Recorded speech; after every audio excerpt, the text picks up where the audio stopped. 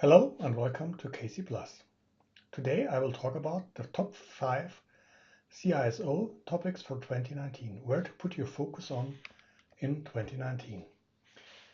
I think we all are aware of the fact that there's a lot of stuff going on in the cyber attack and cybersecurity space. And so 2019 will be another very interesting, very challenging year for every CISO, for every Chief Information Security Officer.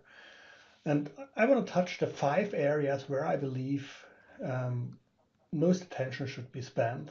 So if you need to focus and everyone needs to focus, then these are my 5 recommendations. And the main recommendation is go away from pure cybersecurity focus and look at what do you need to do to keep your business alive in the case of an attack.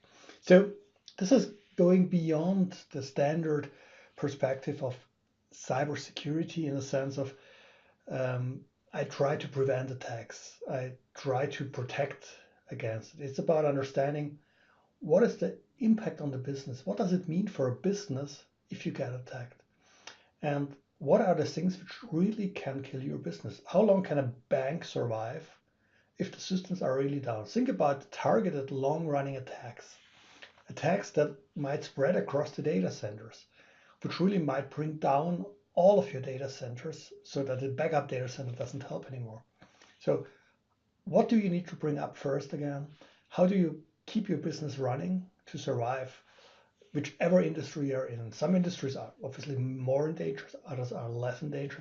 But this is a really important thing to think about. This means you need to go into a communication with business to prepare for crisis communication, to prepare for recovery, to understand the full picture of resilience. And crisis communication always means up to the board level, up to the black suit communication.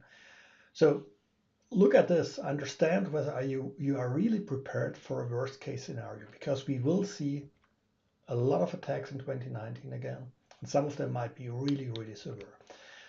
So the second area I think it's important is to think beyond the security operations center in the sense of I analyze what is happening towards a cyber defense center. So defend yourself, look at resilience, look at how you really can counter, so to speak, attacks in the sense of you know what to do when something is happening. And that is something where, from my perspective, you will need support, you will need service providers, managed services, and you will need AI, so artificial intelligence. So you need to understand where is your CDC today. Do you really have something which is up to date, if you have one at all? And if you have one, then it's the question, is it more this detection style thing, analyzing all the stuff, or it's really targeted on defense? Do you have the people who assist you in the critical scenarios, which assist you in understanding the complex attacks?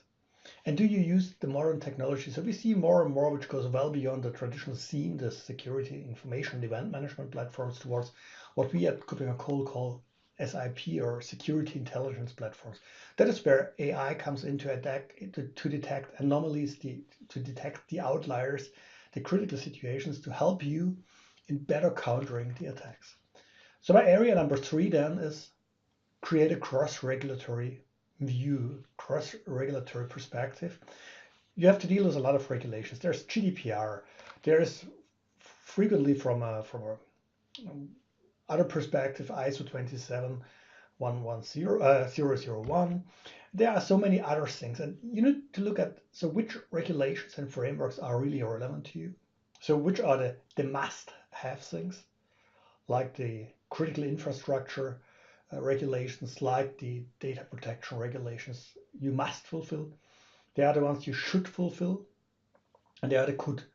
And then you need to look at the controls. So which are overlapping, which is the set of controls you really need to have in place, and try to standardize on that and try to minimize the effort in the sense of, which is the really important set of controls, which are overlapping, which map to which type of regulation and framework, so that you, on one hand, can reduce the effort, on the other hand, maximize compliance.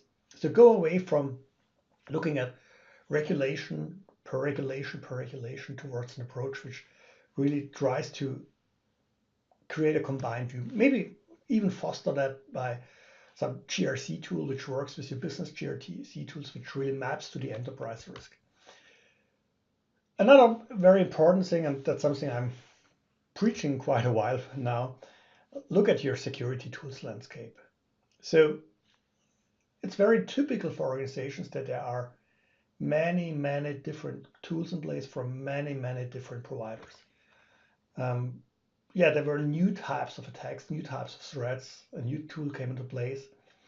And at the end, you have a zoo of different tools, and that's where you should work on. So first, understand which tools do you already have in place. Do you really know what you have?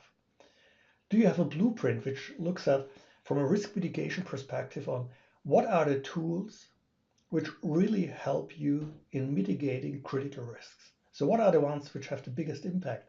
These are the most important ones, that ones that help you to protect against the big risks, to help mitigate most of the risks, so the biggest risk mitigation impact.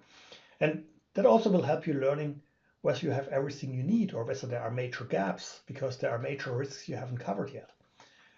So from there, you then can move forward and look at what is your optimized tooling that can help you save you money, but that particularly helps you in streamlining and focusing your investments. So this is my number 4, and my number 5.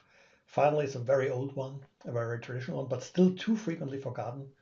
It is train your people. They are still the weak link, or at least one weak link you have. A lot of attacks, particularly targeted attacks, still start with social phishing, with using that weak link to attack your organization, to open the door. So you should have a continuous security training and awareness program in place, which helps your people understanding about attacks. And you also need to have something in place where you inform your workforce about new threats, about new things which are happening, new types of phishing and other types of mail. So how do this look like? Keep the people informed. That helps you really in getting better. So these are very short, my 5 key areas where I recommend CISOs to focus on in 2019. Thank you.